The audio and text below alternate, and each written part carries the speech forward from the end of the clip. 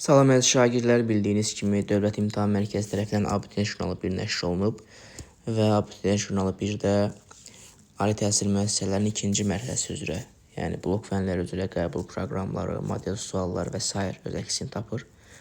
Gəlin abituriyent jurnalı 1-də tarix fənindən hansı suallar var, hansı model suallar öz əksini tapıb, həmin suallara baxaq.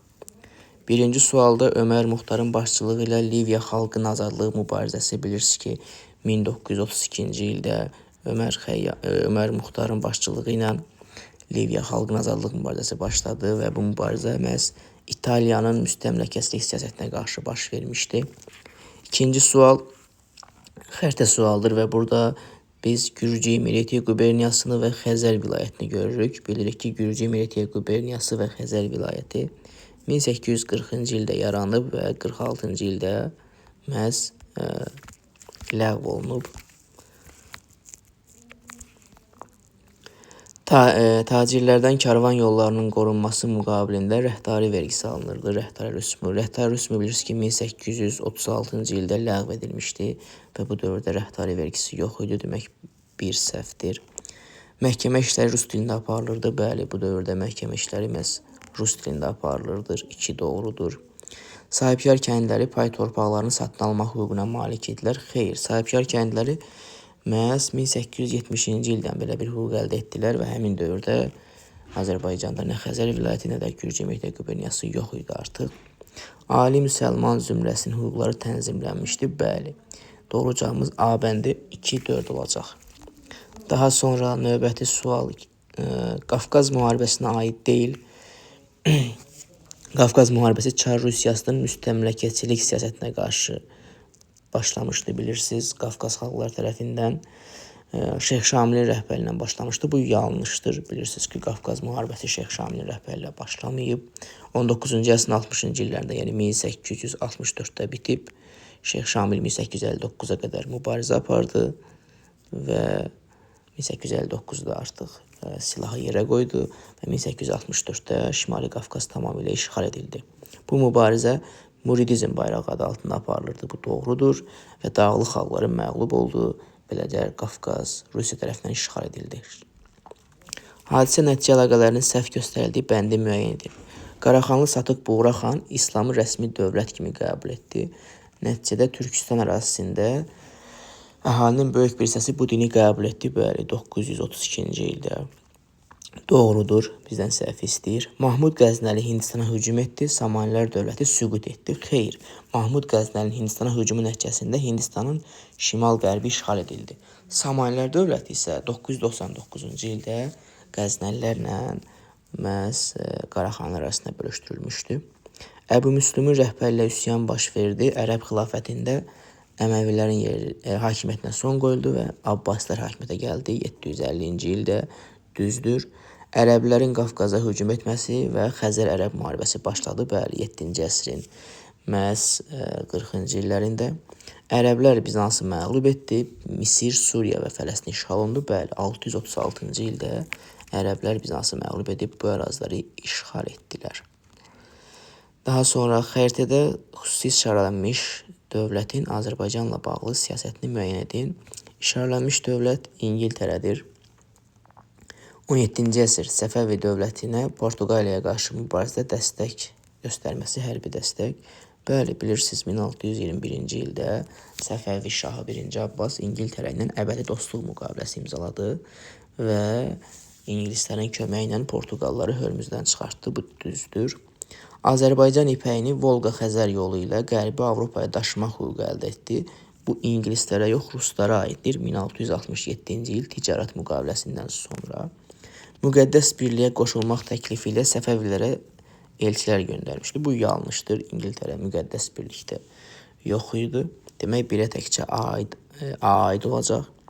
2-yə baxaq. 20-ci əsrdə Bakının neft sənayesinə ilk dəfə kapital qoydu. Xeyr. İngilislər Bakının neft sənayesinə 19-cu əsrin sonlarında kapital qoymuşdur. Azərbaycan dövlət müstəqilliyinin tanınması, bəli, bilirsiniz ki, 1920-ci ildə Paris Sülh Konfransında Azərbaycan dövlət müstəqilliyi tanındı. Daha sonra Moskova və Qars müqavilələrinin bağlanması, xeyr. Moskova və Qars müqaviləsi Moskva müqaviləsi Rusiya, Türkiyə arasında, Qars müqaviləsi isə Türkiyə ilə Cənubi Qafqaz Respublikaları arasında imzalanmışdır. Demək, 1-ə A, 2-yə B, doğru cavabımız A bəndi olacaq 5-ci sualda.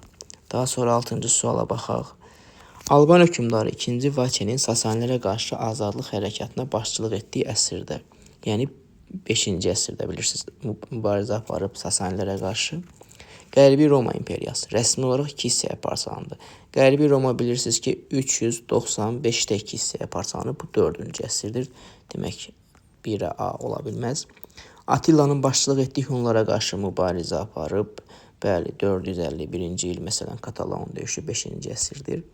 Vandallar tərəfindən talan olunub. Bəli, 455-ci ildə Vandallara qarşı mübarizə aparıb. 1-ə BC.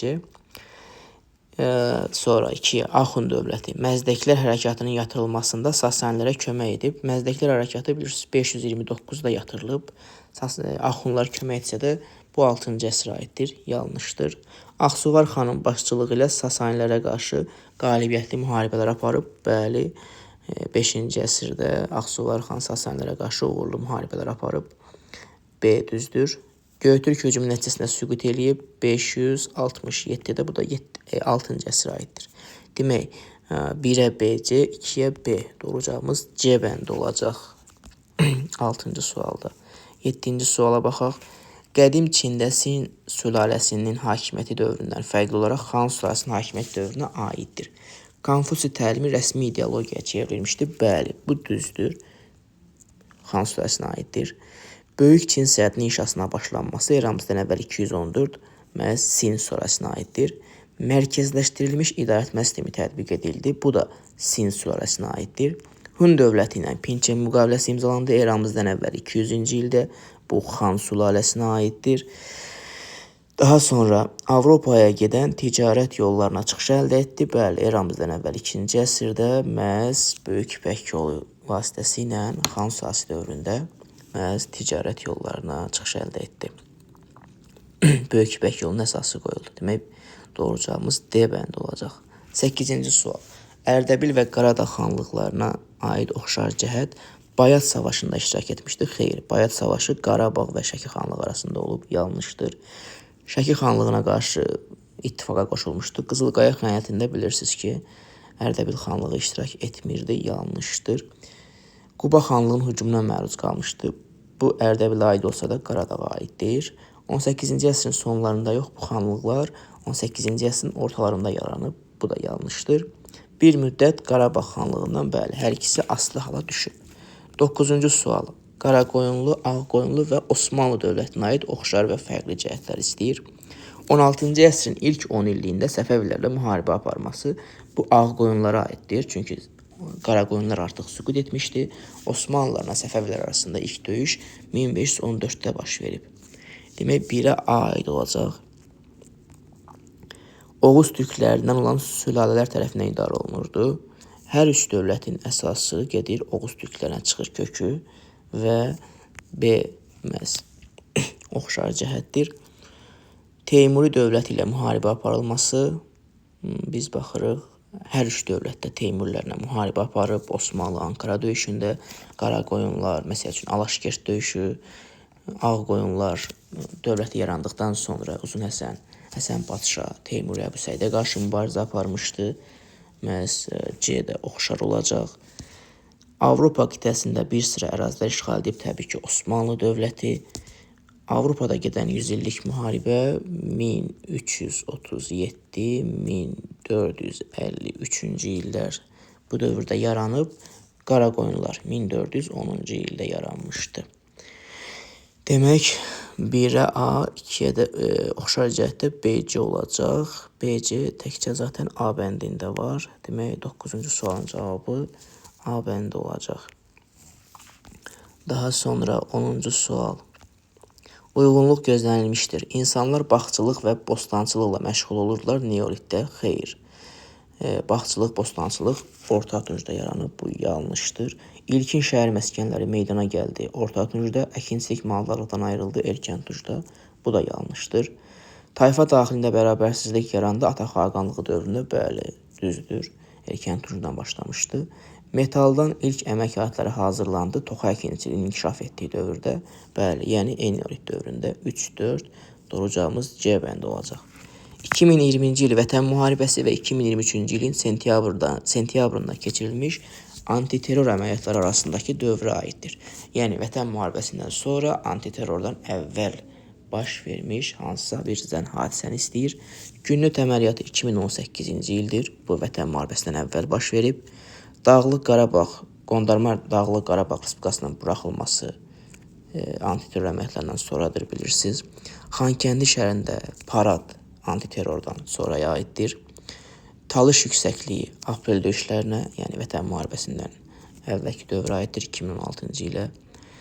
2016-cı ildə aprel döyüşlərində Talış yüksəkliyi azad olundu.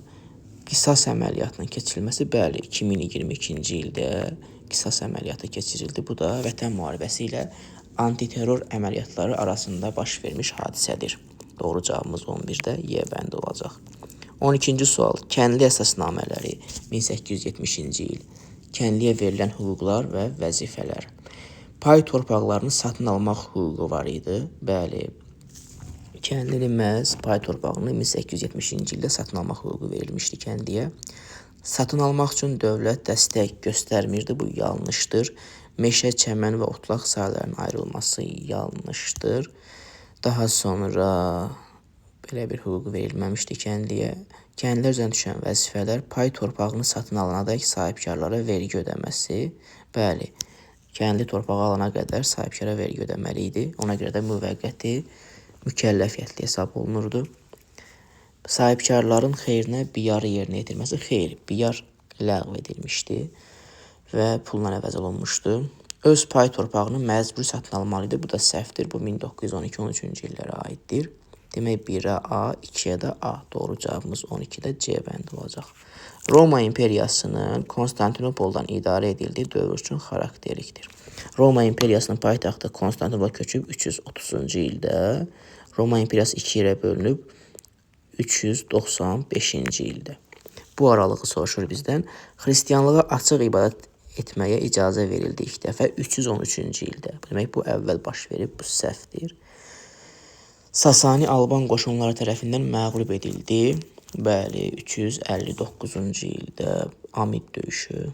Bu aralığa düşür, düzdür. Ərazisində Frank dövləti yarandı. Frank dövləti 5-ci əsrin sonlarında yaranıb. Bu da səhvdir. O dövrdə Roma yox idi, Roma imperiyası. Cənubi Qafqazın bölüşdürülməsinə dair Sasanilərlə müqavilə imzalayıb. Bəli, 387-ci ildə 4-də düzdür, 2-4. Parfiya ilə müharibələrdə yeni ərazi işğal edib. Parfiya artıq süqut etmişdi 226-cı ildə. Onun yerində Sasanilər dövləti yaranmışdı. Doğru cavabımız 2-4D bəndi olacaq. Şah II. Abbasın hakimiyyəti dövründə Azərbaycanda Səfəvi dövlətində xristian əhali dövlət idarəçiliyində vəzifə tuta bilirdi. Bəli, doğrudur. Osmanlı şəhərlərinə ticarət karvanları göndərirdilər. Doğrudur. Pyotr, 1-ci Pyotr və 2-ci Abbas eyni dövrdə hakimiyyətdə olmayıb. Hərbi xidmətə görə Səfəvilərdə ümumiyyətlə iqta yox idi. Tiyul var idi. Demək, doğru cavabımız A bəndi olacaq. 1-2.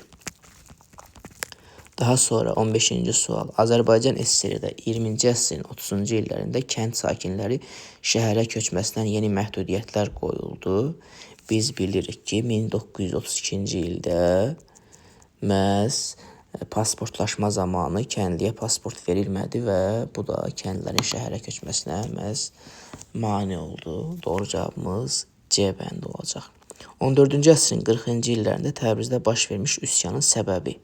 14-cü əsrin 40-cı illərində, yəni 1344-də Təbrizdə bildiyiniz kimi Çobani zülmünə qarşı üsyan baş verdi. Həmin dövrdə rəsmi hakimiyyətdə Hulakilər sülaləsi olsa da, Hulakilər dövləti, Hulaki səltənətini məhz Çobanilər idarə edirdi və 1344-də Təbrizdə Çobani zülmünə qarşı, Çobani zülmünün şiddətlənməsinə qarşı üsyan baş vermişdi. 20-ci əsrin ilk və sonuncu 10 illiyində Azərbaycanda sosializmdən kapitalizmə keçid dövrüdür. Bu səhvdir. İqtisadiyyatın əsas gəliri qeyri-neft sektorudur. Bu da yanlışdır. Qanunverici orqana seçkilərdə məhdudiyyət artmaqda edir. Yanlışdır. Dinc əhali erməni zülmündən əziyyət çəkirdi. Bəli. Məsəl üçün 1905-1906-cı illər, 1988-ci ildən bilirsiniz. Ümumiyyətlə 20-ci əsrin nəinki ilk və sonuncu 10 illiyi, 20-ci əsr boyunca biz bir neçə dəfə məhz erməni zülmündən, erməni hücumlarından danışmışıq, Mars soyqırımından bəhs etmişik və sair hadisələr baş verib 20-ci əsrin müxtəlif dövrlərində Azərbaycanlılara qarşı. Doğru cavabımız D bəndi olacaq. 8-ci əsrin əvvəllərində Ərəb xilafətinin Azərbaycanda yeritdiyi siyasət nəticəsində Bərdə şəhəri Ərəb Əmirliyinin mərkəzinə çevrildi. Bəli, 705-ci ildə. Azərbaycan bütünlüklə Şimal Kustuna daxil edildi. Bu Kust bilirsiniz Sasanilər dövründə idi. 2 səhvdir. Mehranilərə son qoyuldu. Bəli, 705-ci ildə 1-3. Doğru cavabımız B bəndi çıxacaq. Azərbaycan Xalq Cümhuriyyətinin parlamenti. Parlament bilirsiniz 7 dekabrda yaranıb 1918-ci ildə. Azərbaycan türk dili dövlət dili olub iyun ayının 27-sində. Bu yanlışdır. Dövlət bayrağı iyun və noyabra aiddir. Bu da yanlışdır. Paytaxt Bakıya köçürülüb sentyabrda. Bu da daha öncə baş verib. Vətəndaşlıq haqqında qanun bəli 1919-un avqustunda parlament tərəfindən qəbul edilmişdi. İkinci hökumət kabinetdə iyunda fəaliyyətə başlayıb 19 iyunda. Bu da yanlışdır. Osmanlı dövlətində durğunluq dövrü 16-cı əsrin 70-ci illərində bilirsiniz başlayır. 1699-a qədər davam edib. Və bu dövrə aid olan istəyir bizdən. Bu dövrdə nələr baş verib? Köprülü Mehmet Paşanın Çanaqqalada Venesiyaları məğlub etməsi. Bəli, 16-cı əsrin ikinci yarısında Osmanlı Paşası, Köprülü Mehmet Paşa, Osmanlının baş vəziri məhz Venesiyalıları məğlub etmişdi. Bu doğrudur. Sədrəzəm İbrahim Paşa islahatlar keçirməsi. Sədrəzəm İbrahim Paşa isə bilirsiniz 3-cü Əhmədin baş vəziri idi. 3-cü Əhməddə durğunluq yox, geriləmə dövründə 1703-1730-cu illərdə hakimiyyətdə olub. Bu yanlışdır. Ukraynada Rusiya və Respospolitanın məğlub edilməsi. Bəli, bu da durğunluq dövrünə aiddir. 1-3. Qaradənizdə tək başına hakimiyyəti başa çatdı. 1774 Kiçik Qaynarca müqaviləsi. Bu da geriləmə dövrünə aiddir. Prut müqaviləsi 1711-ci il. Məhz Prut müqaviləsi də geriləmə dövrünə aiddir. O zaman doğru cavabımız 1-3 olacaq. D bəndi. 21-ci sual. Salarilər dövlətinin mövcudluğu dövründə yaranmışdı. Salarilər bilirsiniz 941-də yaranıb 981-ə qədər. Şəki hakimliyi 9-cu əsrdə yaranıb. Rəvvadi əmirliyi 8-ci əsrdə yaranıb. Dəbil əmirliyi 951-də yaranıb. Bəli, bu dövrə düşür. Dərbənd əmirliyi 9-cu əsr 869 səhvdir. Tiflis Müsəlman əmirliyi də 9-cu əsr. Bu da səhvdir.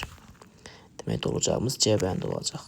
Xəritədə fərqləndirilmiş yerlərin Fransada rəqəmlə göstərilmiş dövlətlərin Fransadan fərqli cəhətləri 1.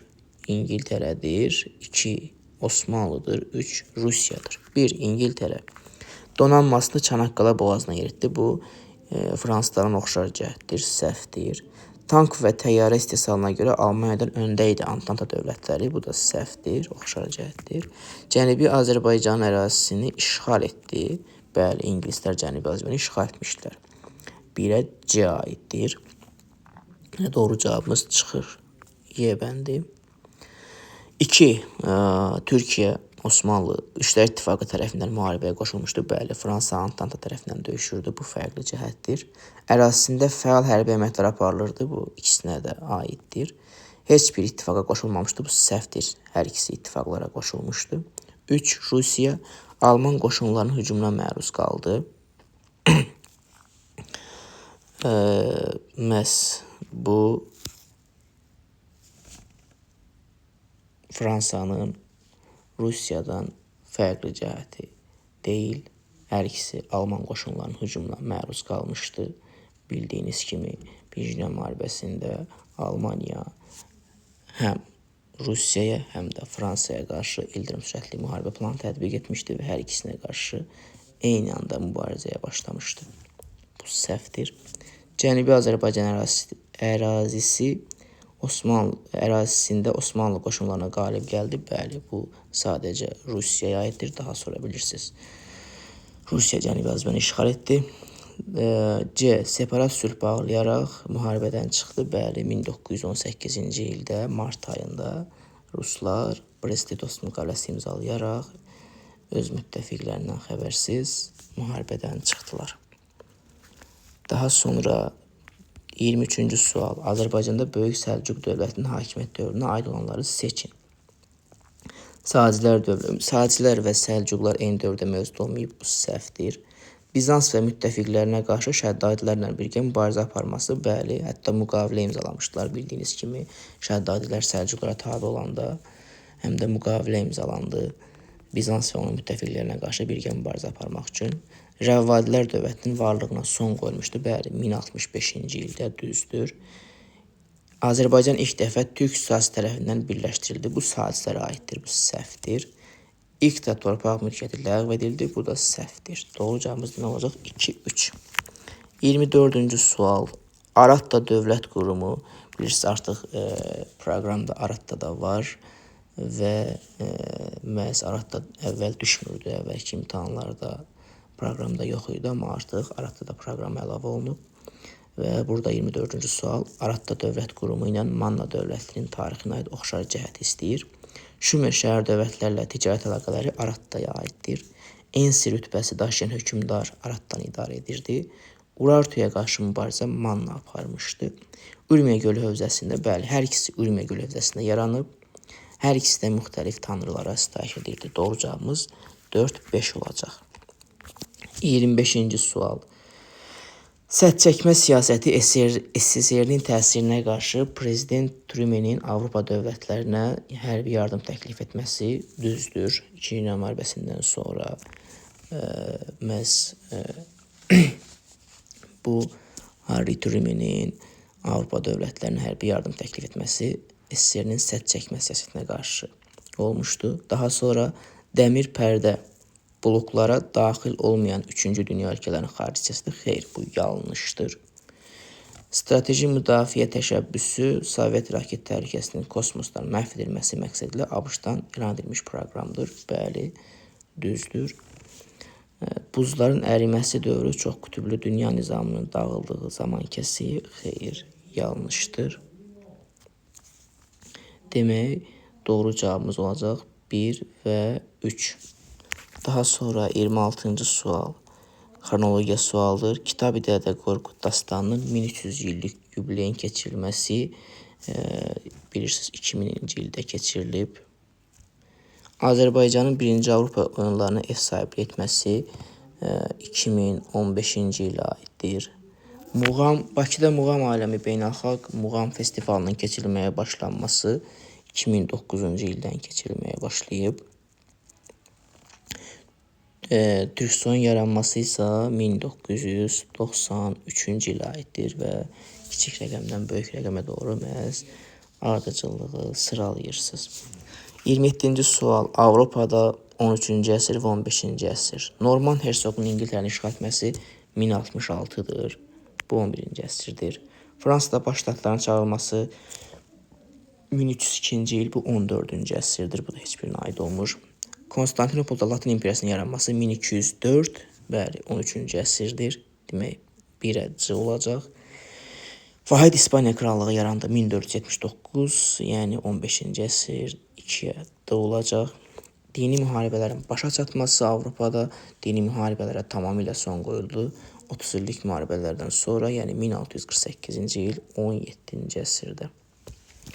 Daha sonra situasiya sualına baxaq. Situasiya sualında söhbət Səfəvi Osmanlı müharibəsindən gedir.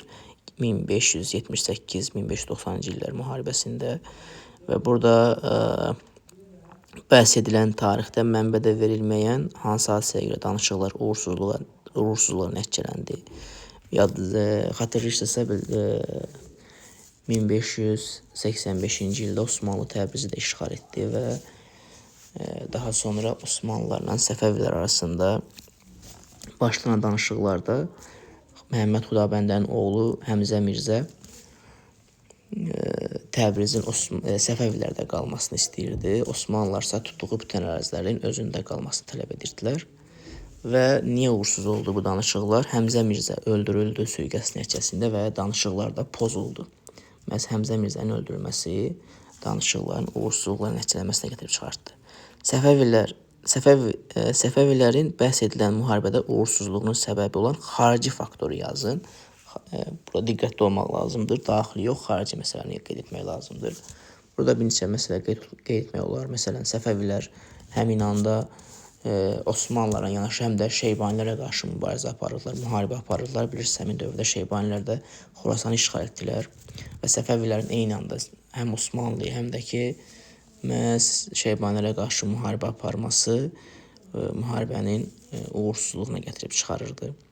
Yeni Səfəvi hökmdarının Osmanlıya danışıqların nəticələrini bilirsiniz ki, bu uğursuzluqdan sonra 1587-ci ildə Məhəmməd Xudabəndənin oğlu Abbas taxta çıxarıldı və Şah Abbas 1590-cı ildə Osmanlılarla İstanbul müqaviləsini imzaladı və bu müqavilə ilə də Səfəvi-Osmanlı müharibəsi başa çatdı və Osmanlılar Səfəvilərin ilk ən ağır şərtli müqavilələrdən olan İstanbul müqaviləsi ilə Azərbaycanın böyük bir hissəsini işğal etdilər. Təkcə Lənkəran, Qaradağ, Xalxal, Ərdəbil, Zəncan, Qəzvin Səfəvilərdə qaldı və Azərbaycanın böyük bir hissəsi Osmanlılar tərəfindən işğal olundu. Əziz şagirdlər, model suallara baxdıq, sizlə bərabər izah etməyə çalışdım. Nə qaranlıq qalsa, hər hansı təklif, rəylərinizi və yaxud da digər fikirlərinizi rəy bölməsində qeyd edə bilərsiniz. Sağ olun, sağlıqla qalın.